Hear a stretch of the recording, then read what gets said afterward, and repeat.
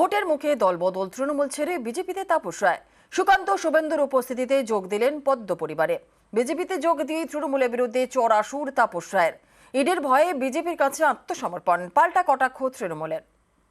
পরিচ্ছন্ন ভাবমূর্তির এবং রাজনীতিতে টেস্টেড এবং ট্রাস্টেড আমাদের কিছু অভিজ্ঞ প্রবীণ নেতৃত্বর প্রয়োজন ছিল।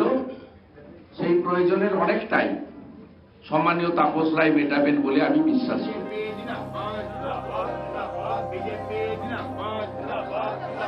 তৃণমূল ছেড়ে বিজেপিতে যোগ দিলেন তাপস রায়। আমি আজ থেকে বিজেপি পরিবারের এবং মোদিজি পরিবারের সদস্য হলাম। সোমবার তৃণমূল ছাড়েন, তারপর বরানগরের বিধায়ক পদ থেকে ইস্তফা দেন। বুধবার যোগ দিলেন বিজেপিতে। তারপরেই তৃণমূলের বিরুদ্ধে তাপস রায়ের সুর সপ্তমে।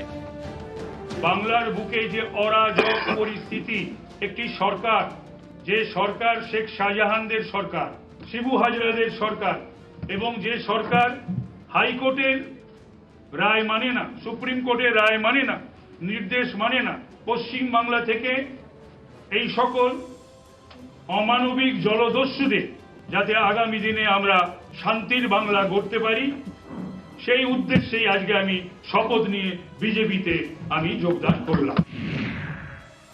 নীতি আদর্শ জলাঞ্জলি দিয়ে ইডির রেডের ভয়ে এবং বৃহত্তর কোনো কিছুর প্রলোভনে পা দিয়ে, যার সম্বন্ধে তিনি নিজে কিছুদিন আগে বিধানসভায় বিষোদ্গার করে তাকে চোর বলতেন, তার হাত থেকে আজকে পতাকা নিয়ে তিনি বিজেপির কাছে আত্মসমর্পণ করলেন। এর থেকে লজ্জার আর কিছু হয় না। বাংলার মানুষ এই ধরনের বেঈমান মির্জাফরদের কোনোদিন ক্ষমা করবে না। বেশ কিছুদিন ধরেই বেসুরে বাজছিলেন তাপস রায়। সোমবার তৃণমূলের সঙ্গে সব সম্পর্কে ইতি টানেন, তখন থেকেই জল্পনা এবার কোন পথে তাপস। বুধবার সকালেই তাপস রায় জানান এদিনই তিনি বিজেপিতে যোগ দিচ্ছেন। আজকে আমি ভারতীয় জনতা পার্টিতে যোগ দিতে চলেছি। অমিত মালবিয়া জি আমার সঙ্গে যোগাযোগ করেছিলেন, মঙ্গল পাণ্ডে জি যোগাযোগ করেছিলেন, সুকান্ত মজুমদার, শুভেন্দু অধিকারী, তারাও একটু আগেই ফোনে দুজন কথা বলেছেন। এদিন সকালে বাড়ি থেকে বিধানসভায় যান তাপস রায়।